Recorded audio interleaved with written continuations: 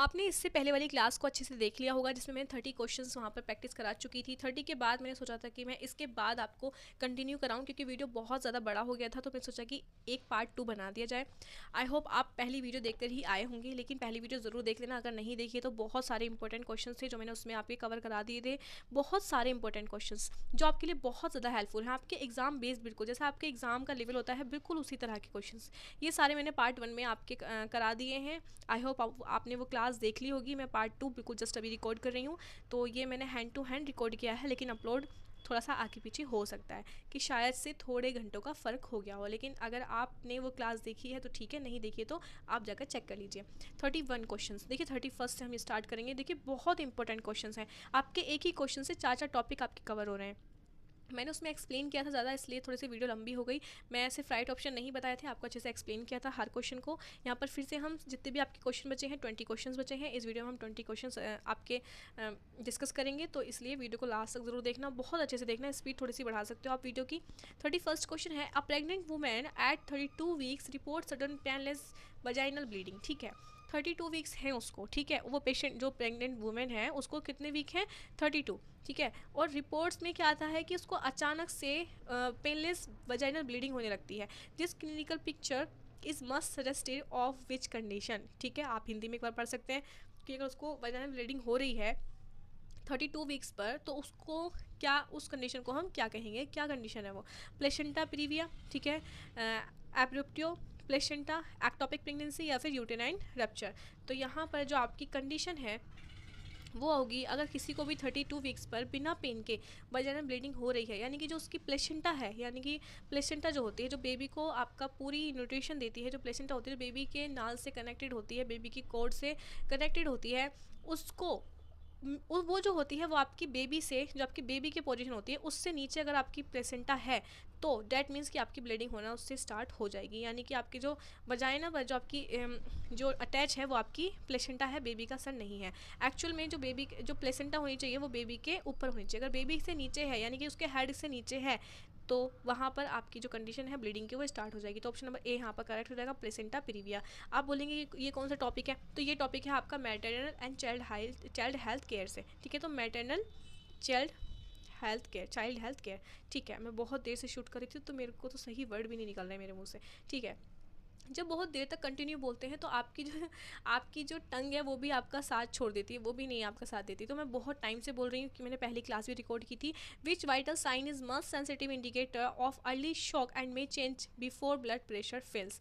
कोई सा vital sign shock का सबसे शुरुआती संकेत देता है और बीपी गिरने से पहले बदलता है। कौन सा वाइटल साइन है जो शॉक में सबसे शुरुआती संकेत देता है, ठीक है, सबसे पहले वो बदलता है। Pulse rate, respiration rate, temperature, या फिर ऑक्सीजन सैचुरेशन। तो शॉक में जो सबसे पहले पता है क्या होता है, जो आपकी पल्स है ना वो तेज होती है और वीक होती है, जो आपकी पल्स है, ठीक है। फिर बीपी से पहले बदलता है। तो बीपी से पहले आपकी पल्स जो होती है ना वही आपकी तेज होती है और फिर स्लो होती है, यानी कि तेज होती है और वीक होती है। ठीक है, वीक रहेगी, तेज रहेगी, बहुत तेज बीट करेगी, लेकिन जो है ना उसकी जो वो रहेगी ना, स्ट्रेंथ रहेगी, वो थोड़ी सी वीक रहेगी। ठीक है, बहुत तेज़ आपको साउंड सुनाई नहीं देगा, लेकिन स्पीड फास्ट रहेगी। ओके, तो पल्स रेट ऐसी होती है जो आपके बीपी गिरने से पहले बदलती है आपके शॉकिंग वाली कंडीशन में, शॉक वाली कंडीशन में। IM injection which site is safest in adults to avoid sciatic nerve injury. ठीक है, साइटिक नर्व इंजरी को रिड्यूस करने के लिए सबसे जो एडल्ट में सेफियस्ट साइट होती है IM इंजेक्शन के लिए, वो कौन सी होती है। डेल्टॉइड, डोर्सोग्लूटियल, वेंट्रोग्लूटियल, या फिर वास्टस। ये सारी कंडीशन है आपकी IM इंजेक्शन की। ठीक है, जो IM इंजेक्शन हम देते हैं कौन सी मसल्स में देते हैं, सारी मसल्स के नेम है। तो कौन सी ऐसी है सेफियस्ट जहाँ पर इंजरी होने से बचा जा सकता है अगर हम उस साइट पर इंजेक्शन लगाएं। तो आपकी जो वेंट्रोग्लूटियल साइट होती है, यहाँ पर जो आपके साइटिक नर्व डैमेज होने के जो चांसेस रहते हैं वो कम होते हैं।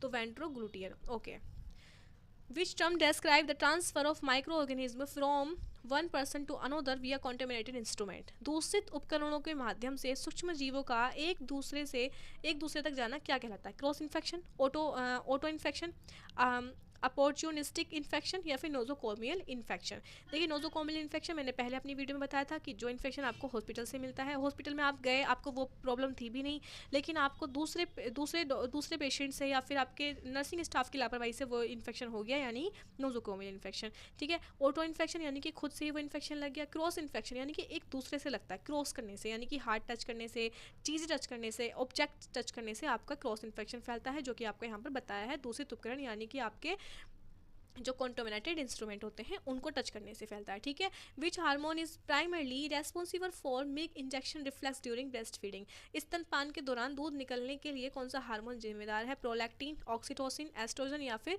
प्रोजेस्टेरोन। तो जो आपका ऑक्सीटोसिन होता है, ऑक्सीटोसिन ये आपके हार्मोन जिम्मेदार होता है दूध निकलने के लिए। ओके, आगे बढ़ते हैं। A patient with COPD is given oxygen therapy, which complication should nurse monitor. ठीक है, COPD और रोगी को ऑक्सीजन देते समय नर्स को किस जटिलता का ध्यान देना चाहिए? COPD यानी कि आपका कोरोनरी ऑब्स्ट्रक्टिव पल्मोनरी डिसऑर्डर। ठीक है, तो जो आपकी ऑब्स्ट्रक्शन आ जाता है आपके कॉर्नरी में, ठीक है, जो आपकी आर्टरीज होती हैं। ठीक है, तो उसमें जो ऑक्सीजन थेरेपी हम देंगे तो क्या कॉम्प्लिकेशन आ सकती हैं? Oxygen toxicity, CO2 retention, hypoglycaemia या फिर हाइपर नेट्रीमिया। तो यहाँ पर आपके जो ऑप्शन दिए हुए हैं इसमें से आपका ऑप्शन नंबर हो जाएगा B correct, CO2 retention, CO2 retention. ठीक है, okay. Which structure filter blood and forms urine in nephron. Nephron में कौन सा भाग रक्त को फिल्टर करने के बाद यूरिन बनाता है? हेनले की loop, glomerulus, clotting duct, collecting duct या फिर डिस्टल ट्यूबल्स। ठीक है, तो इसमें जो आपका ऑप्शन नंबर बी है ग्लोमेरुलस, ये आपके ब्लड को फिल्टर करता है और यूरिन में कन्वर्ट करता है। ये आपने पढ़ा ही होगा, ग्लोमेरुलस रेस्पॉन्सिबल होता है जो कि इस शेप का होता है जिसमें आपकी डक्ट होती हैं और यहीं से यहाँ से आपका यूरिन जो है वो ब्लड आपका फिल्टर होता है। Okay. Which disease is caused by deficiency of vitamin D leading to bone deformities in children? Vitamin D की कमी से बच्चों में हड्डियों का विकार किस रोग में होता है? ठीक है, तो विटामिन डी की कमी से बच्चों में जो हड्डियों में जो आपकी डिफॉर्मिटी आती है वो कौन सी होती है? ऑस्टोमलेसिया, रिकेट्स, स्कर्बी या फिर बेरीबेरी। तो जो आपकी रिकेट्स होती है बच्चों में आपको उस कंडीशन को बोलेंगे रिकेट्स। ओके, आगे बढ़ते हैं। Which type of immunity is required after vaccination. टीकाकरण के बाद किस प्रकार की प्रतिरक्षा प्राप्त होती है? यानी कि आपको इम्यूनिटी मिलती है वैक्सीनेशन के बाद, लेकिन किस प्रकार की? नेचुरल, आर्टिफिशियल, नेचुरल एक्टिव या फिर आर्टिफिशियल पैसिव। देखिए आप जब इम्यूनिटी पढ़ेंगे, आप इम्यूनिटी पर पूरा चैप्टर आपको मिलेगा, बहुत ही अच्छी यूनिट है, बहुत ही अच्छा टॉपिक है, आपके लिए बहुत इंपॉर्टेंट है ये क्लास। आपको ये बात पता नहीं है अभी, लेकिन जब आप एग्जाम देने जाएंगे तब आपको पता चल जाएगा कि आपके कितने सारे टॉपिक एक ही क्लास से कवर हो गए थे।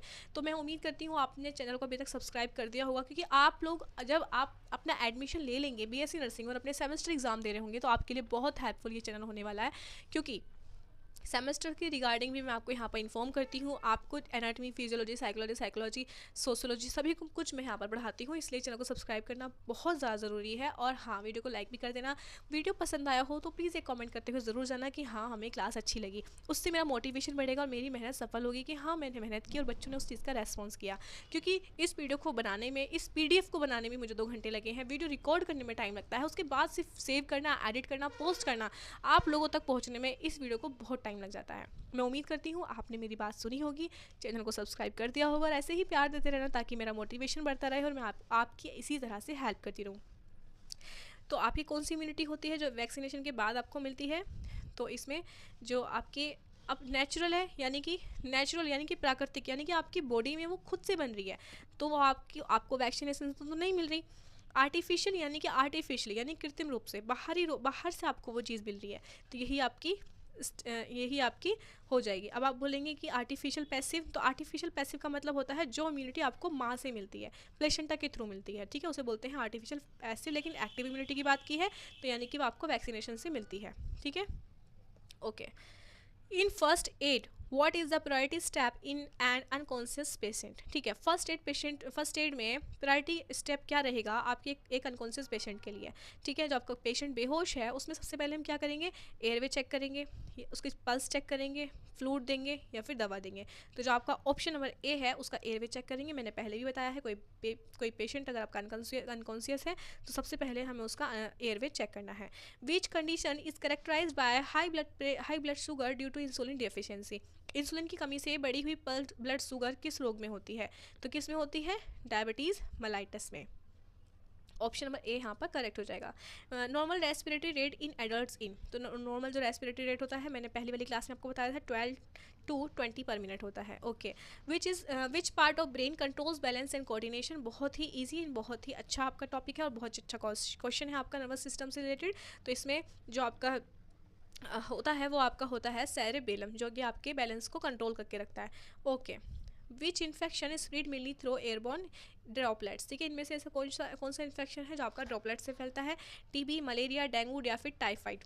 तो जो आपका टीबी है वो आपका ड्रॉपलेट से फैलता है, ठीक है, ये हम पहले भी बात कर चुके हैं, जैसे कि क्योंकि एक कम्युनिकेबल डिजीज़ है, सारी ही कम्युनिकेबल डिजीज़ है। मलेरिया गंदे पानी से फैलता है, डेंगू मच्छर से फैलता है, ठीक है, टाइफाइड भी आपका गंदे खाने से फैलता है, ठीक है। आगे बढ़ते हैं। Which sign indicates hypoxia in patient? Hypoxia, ठीक है, हाइपोक्सिया का जो साइन है पेशेंट में वो क्या दिखाई देगा कि उसको हाइपोक्सिया हो रहा है? तो हाइपोक्सिया यानी कि उसको सांस लेने में डिफ़िकल्टी होगी, तो उसको सांस लेने में डिफ़िकल्टी हो रही है, वो सांस नहीं ले पा रहा, तो उसको क्या कंडीशन देखने को मिलेगी? Cyanosis, hypertension, bradycardia, polyuria. इसमें दिमाग लगाने की ज़रूरत है। हाइपरटेंशन है, हाइपरटेंशन यानी कि बीपी इंक्रीज़ हो रहा है, ठीक है, और ब्रेडिकार्डिया यानी कि उसकी जो पल्स है वो डिक्रीज़ हो रही है, पल्स का जो लेवल है। पॉलीयूरिया यानी कि उसको जो यूरिन है वो बार बार पास आउट कर रहा है। लेकिन साइनोसिस यानी कि जो उसकी स्किन है वो ब्लू पड़ना स्टार्ट हो गई है, यानी कि हाइपोक्सिया है, यानी कि उसको सांस लेने में डिफिकल्टी हो रही है, तो उसकी जो टिश्यू सेल्स तक ऑक्सीजन नहीं पहुंच पा रहा है, जिससे उसकी जो स्किन है वो ब्लू पड़ना स्टार्ट हो गई है, ब्लूइश हो रही है, इसे कहते हैं साइनोसिस, ठीक है। अगर वो सांस नहीं ले पाएगा तो उसके अंदर ऑक्सीजन की जो क्वांटिटी है वो कम हो जाएगा, ऑक्सीजन का लेवल घट जाएगा, जिससे उसके टिश्यू जो है डैमेज होना स्टार्ट हो जाएंगे और उनका कलर ब्लू होना स्टार्ट हो जाएगा। तो साइनोसिस यहाँ पर कंडीशन है। इसकी पीडीएफ में टेलीग्राम चैनल पर अपलोड कर दूंगी, वहाँ जाके आप इसको प्रैक्टिस कर लेना एक बार, और जब आप एग्जाम देने जाएं सारी पीडीएफ सेव करके रख लेना, अपने ग्रुप में भी सेंड कर देना, बाकी लोगों की भी हेल्प कर देना। और हाँ, इसकी जो आंसर की है वो भी मैं अपलोड कर दूंगी साथ के साथ। तो 50 के 50 क्वेश्चंस की मैं एक साथ ही आपको पूरी पीडीएफ के नीचे ही अपलोड करके दे दूंगी, तो इसलिए 50 क्वेश्चंस ही आप देख लेना। पीडीएफ आपको एक ही मिलेगी, क्लास आपको 2 मिल रही हैं। Which position is best for patient with difficulty? जब आप कोई भी सांस लेने में डिफ़िकल्टी होती है पेशेंट को, तो कौन सी पोजीशन बेस्ट रहती है? सपाइन, फोलर, ट्रेंटीबर या फिर पेट के बल? तो देखिए, जब किसी भी पेशेंट को सांस नहीं आ रही होती तो हम उसको सुपाइन पोजीशन में नहीं लिटाते, क्योंकि उसको ऑलरेडी वो उसका सर नीचे हो जाएगा, तो हल्की सी फोलर पोजीशन में लिटाते हैं। फोलर पोजीशन यानी कि जो उसकी कमर वाला हिस्सा होता है ना, सर और कमर वाला हिस्सा, उसको थोड़ा सा ऊपर की तरफ उठाते हैं ताकि उसकी सांस लेने में थोड़ी सी आसानी हो। तो Fowler position is best position in difficulty in breathing, ठीक है। तो फोलर पोजीशन यहाँ पर लेंगे। सुपाइन यानी कि सीधे लिटाना। Okay, which organism cause malaria? Malaria किस वजह से फैलता है? वायरस से, बैक्टीरिया से, या फिर प्रोटोजोआ से, या फंगस से? जो आपका मलेरिया है वो आपका किस चीज़ से फैलता है? वो आपका फैलता है प्रोटोजोआ से। ओके, आगे बढ़ते हैं। Which term refers in absence of urine output? Which terms refers in absence of urine output? यानी कि एब्सेंस ऑफ यूनिट, यानी एब्सेंस हो गया आपका, बिल्कुल नील है आपका यूरिन आउटपुट, यूरिन ज़्यादा पास आउट हो ही नहीं रहा है, एब्सेंस है, तो उसमें कौन सी टर्म आप यूज़ होगी? ओलीयूरिया, एनयूरिया, पोलीयूरिया, डिसयूरिया? तो जो आपकी टर्म यूज़ होगी यहाँ पर बिल्कुल वो होगी आपकी एन्यूरिया, ठीक है, जहाँ पर बिल्कुल आपका यूरिन का पास आउट है बिल्कुल ख़त्म हो चुका है, ठीक है, यहाँ पर रिड्यूस हो चुका है, यहाँ पर ज़्यादा बढ़ रहा है, ठीक है, यहाँ पर यानी कि डिफिकल्टी हो रही है उसको यूरिन पास आउट करने में। तो एन्यूरिया यानी कि absence of urine output. Okay, option number B यहाँ पर करेक्ट होगा। आई होप आपको क्लास बहुत अच्छी लग रही होगी। तो मैं चाहती हूँ कि आप प्लीज़ चैनल को सब्सक्राइब कर दें, क्योंकि आपका एक सब्सक्राइब मेरे लिए बहुत मायने रखता है, बहुत इंपॉर्टेंट है। मैं आप लोगों को ऐसे ही जो डाउट्स हैं, जो प्रॉब्लम है, ऐसे ही सॉल्व करती रहूँगी, लेकिन नीड है आपके एक सब्सक्राइब की, आपकी एक लाइक की, आपके प्यारे से कमेंट की। तो प्लीज़ कमेंट ज़रूर करना, और हाइप का ऑप्शन आपको वहाँ पर दिखाई दे रहा होगा, हाइप ज़रूर दे देना मेरी वीडियो को, और ऐसे ही प्यार करते रहना, ऐसे ही आपकी लाइफ टाइम ऐसे ही मैं हेल्प करती रहूँगी। Which pulse site in commonly use during CPR? CPR के लिए कौन सी जो पल्स है वो यूज़ होती है? और तो ऑप्शन है रेडियल, कैरोटिड, फीमोरल या फिर ब्रेकियल। तो यहाँ पर जो आपकी CPR के लिए हम कौन सी पल्स का यूज़ करते हैं? कैरोटिड, ठीक है, कैरोटिड पल्स। 9 पल्स होती है हमारी बॉडी में, वो आपको पढ़ लेनी है। जब आप सारी पल्स पढ़ लेंगे तो आपको सही समझ में आ जाएगा कौन सी पल्स कहाँ पर प्रेजेंट होती है, किसका क्या काम होता है और किसको कब हम यूज़ करते हैं, ठीक है।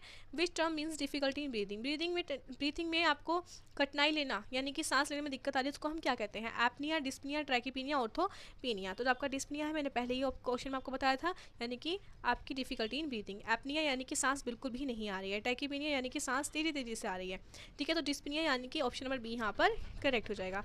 इसके जो राइट MCQ है मैं आंसर की है मैं अपलोड कर दूंगी PDF के साथ, जाकर मेरे टेलीग्राम चैनल से ज्वाइन हो जाइए, ठीक है। तो मेरे इस प्यारे से चैनल को जो मैंने बहुत ही मेहनत से यहाँ तक मैं लेकर आई हूँ, मैं चाहती हूँ आप इस चैनल को सब्सक्राइब करें, मेरी वीडियो को लाइक करें। आपने आई होप अभी तक कर दिया होगा। इससे पहले वाली क्लास जाकर ज़रूर देख लेना, बहुत इंपॉर्टेंट वो क्लास थी, और जिसमें मैंने बहुत ही इंपॉर्टेंट क्वेश्चंस वहाँ पर मैंने करवा दिए थे। तो बहुत इंपॉर्टेंट क्लास है आपके लिए, उसमें मेरे को बहुत मेहनत लगी है, बाकी क्लासेस से ज़्यादा मेरी मेहनत लगी है इस क्लास को बनाने में, इस PDF को बनाने में। तो मैं आपसे उम्मीद करती हूँ आपने ख्याल रखा होगा इस चीज़ का कि हाँ, जो मैं आपसे बार बार रिक्वेस्ट कर रही हूँ आप उस चीज़ को मानेंगे और मेरे चैनल को सब्सक्राइब करेंगे, वीडियो को लाइक करेंगे, ऐसे ही सपोर्ट करते रहेंगे और मैं भी ऐसे ही आपकी हमेशा सपोर्ट करती रहूँगी। तो थैंक यू सो मच, मिलते हैं हमें नेक्स्ट वीडियो में, तब तक के लिए बाय बाय।